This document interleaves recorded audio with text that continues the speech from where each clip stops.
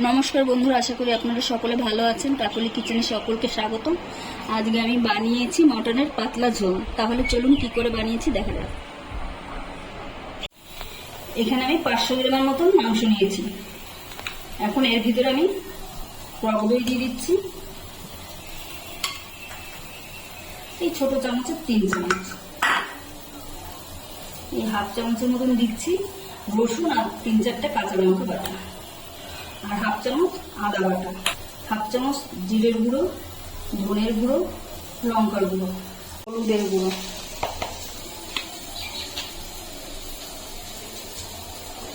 দু চামচ সর্ষের তেল, লবণ স্বাদ অনুসারে কিছুটা দিলাম। এখন কিছুটা দিলাম, পরে আবার কিছুটা। এখন ভালো করে মেখে নেব।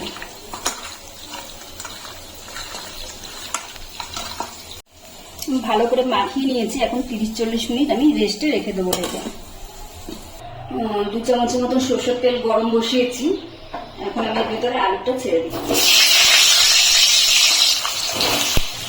দিয়ে দিচ্ছি সামান্য হলুদ আর সামান্য লবণ। এটা আলুটাকে আমি লাল লাল করে ভেজে নেব। আলুটা আমার লাল লাল করে ভাজা হয়ে গেছে। আমি এখন তুলে নিচ্ছি আলুটা। এই তেলের ভিতরে আমি দিয়ে দিচ্ছি কিছুটা পেঁয়াজ। অল্প করে একটু পেঁয়াজ আমি লাল করে ভেজে নেবো, মানে বেরেস্তা করে নেবো।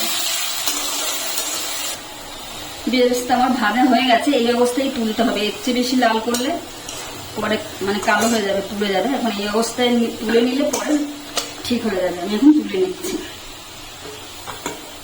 এইখানে নিয়েছি আমি গোটা গরম মশলা, 2 টুকরো এলাচ, 2 টুকরো দারচিনি, আর 2 লবঙ্গ, আর কিছুটা জিরে,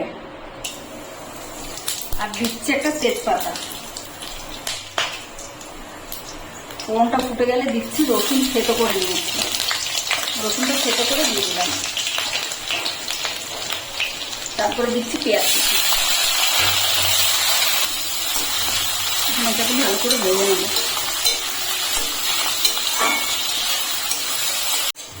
পেঁয়াজটা আমার ভাজা হয়ে গেছে।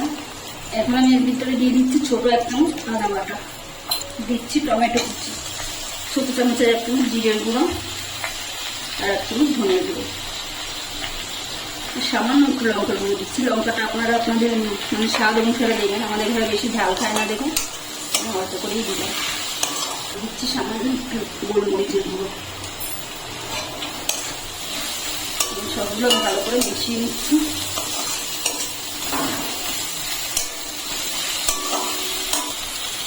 দিচ্ছি হলুদ,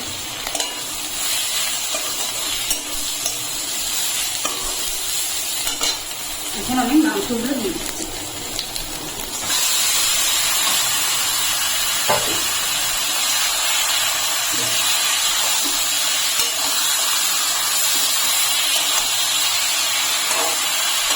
মশলা বাটিয়ে দিয়ে একটু জল দিয়ে দিলাম। এখন আমি ভালো করে কষিয়ে নেব।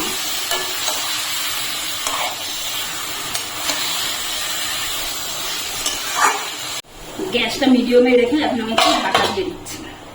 এখন আমি ঢাকা তুলে নিচ্ছি। 7-8 মিনিট ঢেকে রেখেছিলাম। এখন গ্যাসটা মিডিয়ামে রেখে এইভাবে কষে নিতে হবে। একটু সময় নিয়ে কষিয়ে নিতে হবে। আবার আমি নাড়িয়ে চেড়ে আবার ঢেকে দেবো। ঢেকে কষিয়ে নিতে হবে 15-20 মিনিট ধরে। 15-20 মিনিট ধরে ভালো করে কষিয়ে নিচ্ছি। মাংস থেকে এখন তেল ছাড়তে আরম্ভ করেছি। এখন আমার কষানো হয়ে গেছে। আমি মাংসটা অল্প তেল দিয়েই করছি, আমি খুব বেশি তেল ব্যবহার করিনি। এখন আমি মাংসটাকে তুলে নিয়ে প্রেসার কুকারে দিয়ে দিচ্ছি।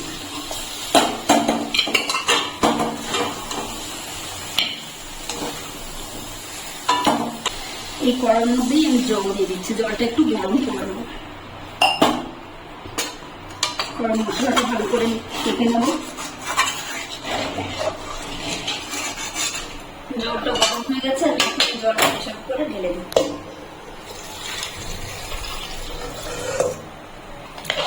আমি এটা পাতলা ঝোলই করবো।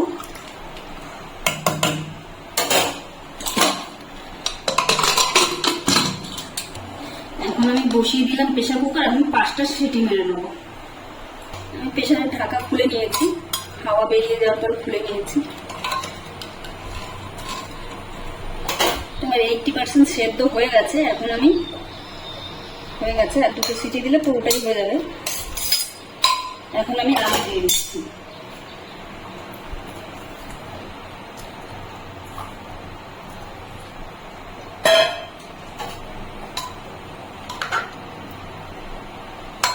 আমি আলু দিয়ে এখন আবার 2টো সিটি দিয়ে নেব। আলু দিয়ে 2টো সিটি দেওয়ার পর প্রেসার কুকারটা ঠান্ডা করে খুলে নিয়েছি। এখন চেখে দেখলাম লবণ কম আছে। মাখানোর সময় লবণ দিয়েছিলাম, তারপর আর লবণ দিইনি। এখন একটু লবণ দিয়ে দিচ্ছি। যে পেঁয়াজটা ভেজে রেখেছিলাম সেই পেঁয়াজটা এখন দিয়ে দিচ্ছি।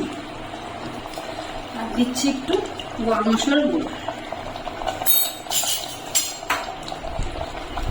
সবকিছু মিশিয়ে আমি আর 2-3 মিনিট ফুটিয়ে নেব। 2-3 মিনিট ফুটিয়ে নামিয়ে দেবো।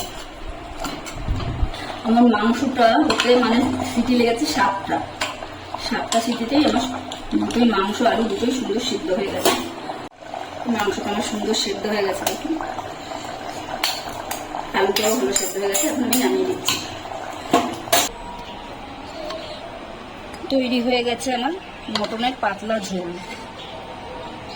আমি কোনো স্পেশালভাবে করিনি, নর্মাল যেরকম বাড়িতে খাই সেইভাবেই পাতলা ঝোল বানিয়েছি। রেসিপিটি যদি ভালো লাগে তাহলে একটা লাইক করবেন, সাবস্ক্রাইব করবেন এবং কমেন্টে জানাবেন কেমন হয়েছে।